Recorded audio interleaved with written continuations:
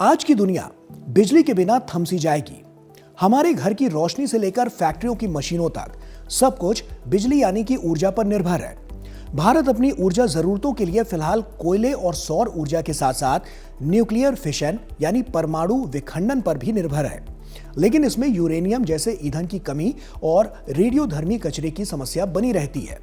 वहीं दूसरी ओर वैज्ञानिकों ने एक ऐसी तकनीक पर काम तेज कर दिया है जो हमें सूरज जैसी ताकत धरती पर दे सकती है। इसे न्यूक्लियर फ्यूजन परमाणु संलयन कहते हैं। हाल ही में बेंगलुरु के स्टार्टअप प्रानोस ने करोड़ों का निवेश जुटाया है और रिलायंस अडानी जैसे बड़े समूह भी इस दौड़ में शामिल हो गए हैं।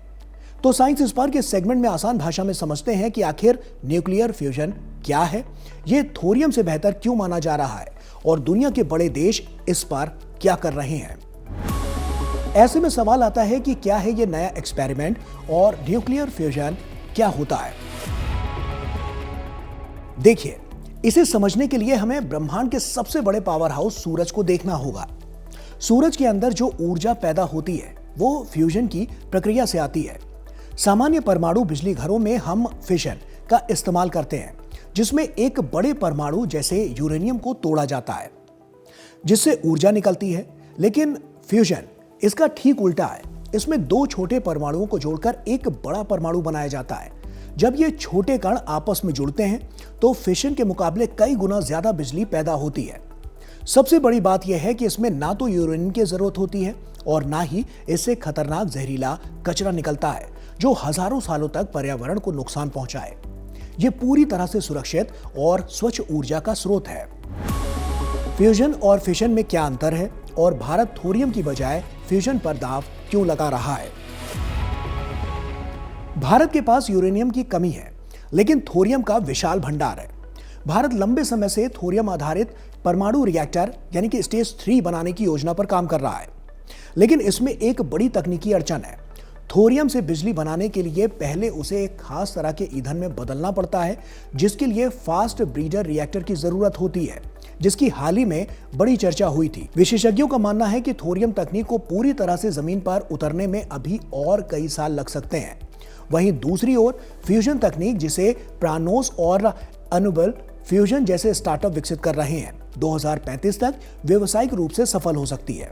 यानी जो काम थोरियम अगले 20 से 25 सालों में करेगा, फ्यूजन उसे अगले 10 से 15 सालों में कर सकता है। यही कारण है कि भारतीय कंपनियां इस फ्यूचर टेक्नोलॉजी में भारी निवेश कर रही हैं। दुनिया के बड़े देश इस तकनीक पर क्या कर रहे हैं। न्यूक्लियर फ्यूजन को लेकर पूरी दुनिया में एक एनर्जी रेस छिड़ी हुई है। 2022 में अमेरिका की नेशनल इग्निशन फैसिलिटी ने पहली बार यह साबित किया कि फ्यूजन से उतनी ऊर्जा निकाली जा सकती है जितनी उसे शुरू करने में खर्च होती है। इसके बाद से दुनिया भर में 40 से ज्यादा प्राइवेट कंपनियां इस काम में जुट गई। चीन 2030 तक दुनिया का पहला फ्यूजन फिशन हाइब्रिड प्लांट बनाने की तैयारी में है, जो ग्रिड को 100 मेगावाट बिजली देगा। वहीं अमेरिका ने हाल ही में फ्यूजन रिसर्च के लिए $49 मिलियन की नई फंडिंग दी है। भारत भी इसमें पीछे नहीं है। भारत फ्रांस में बन रहे दुनिया के सबसे बड़े फ्यूजन प्रोजेक्ट ITER यानी इंटरनेशनल थर्मोन्यूक्लियर एक्सपेरिमेंटल रिएक्टर का हिस्सा है और इसके लिए भारत ने 2026 से 27 के लिए लगभग 745 करोड़ रुपए का बजट आवंटित किया है। प्रधानमंत्री नरेंद्र मोदी ने भी फ्रांस जाकर इस साइट का दौरा किया था, जो इस तकनीक के प्रति भारत की गंभीरता को दर्शाता है। भविष्य में यह तकनीक हमारे जीवन को कैसे बदल देगी। देखिए, अगर न्यूक्लियर फ्यूजन सफल हो जाता है तो बिजली की कमी शब्द हमेशा हमेशा के लिए इतिहास बन जाएगा। यह तकनीक हमें असीमित बिजली दे सकती है, वो भी बिना प्रदूषण फैलाए। कल्पना कीजिए एक ऐसी दुनिया कि जहां पर बिजली इतनी सस्ती और सुलभ हो कि पानी से हाइड्रोजन बनाना, समुद्र के पानी को पीने लायक बनाना और कार्बन को हवा से सोखना बेहद आसान हो जाए।